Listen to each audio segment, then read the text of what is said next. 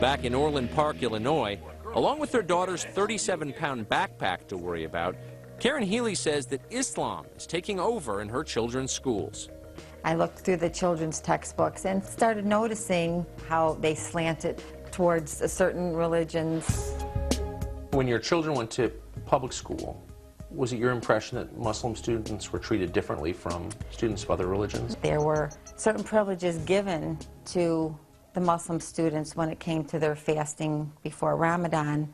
They were taken into different rooms during lunchtime. That was one reason why I chose to put my daughter Molly back into a parochial school. Did you raise this with the school? I did.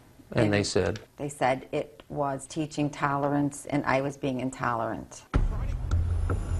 Out of 307 million Americans, 1.8 million identify themselves as Muslim American. That's less than 1% of the population. And yet for the past 2 decades, Muslims have had considerable influence over textbook content. The teachers know nothing about Islam.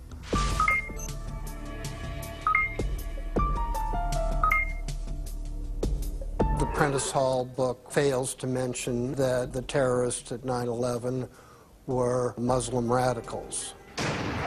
In almost all textbooks, terrorism is not identified as Islamic. What does it call them? Terrorists, period. Makes it hard to understand what their motives were.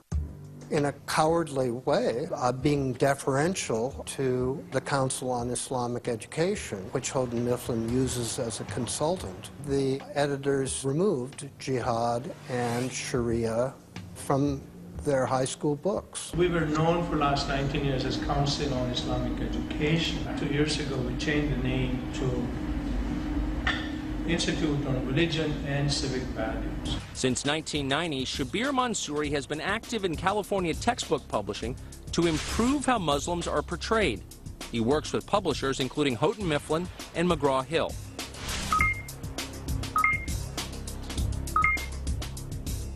Forgive me if I'm assuming that you don't know how the textbooks are published, but let me just walk you through very quickly. On his website, Mansouri claimed he graduated with a degree in chemical engineering from the University of Southern California. Not true, according to our reporting and USC. After we brought this to Mansouri's attention, the website was quickly changed by the IRCV's executive director, Munir Sheikh. Sheikh has a master's degree in Islamic studies from UCLA and got a film credit working with Will Smith as the Islamic technical advisor on the movie Ali. After turning down our numerous interview requests, we showed up at a public teaching workshop Mansouri was conducting in Irvine, California. We were able to provide at least based on our expertise is on the state standards and the First Amendment guide, Constitution guide, to teach about world religions. We were able to make those changes in the textbooks. Can I ask you a quick question? You know, Fox News producer. I can't. No, I just wanted to ask you a follow-up on what you were just talking about. I don't deal with media.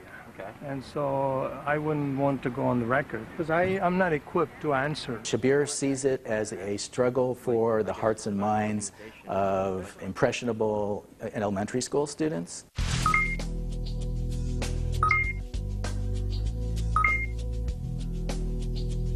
It's not a level playing field at all in American public schools among the 3 religions. Muslim beliefs are taught as historical fact, whereas Christianity and Judaism are qualified properly. When they talk about Christianity, Jesus is believed to be the Messiah. The tone of skepticism on Moses' claim to have received the 10 Commandments, he could have made the whole thing up. But the Quran is the revelation received from God by Muhammad.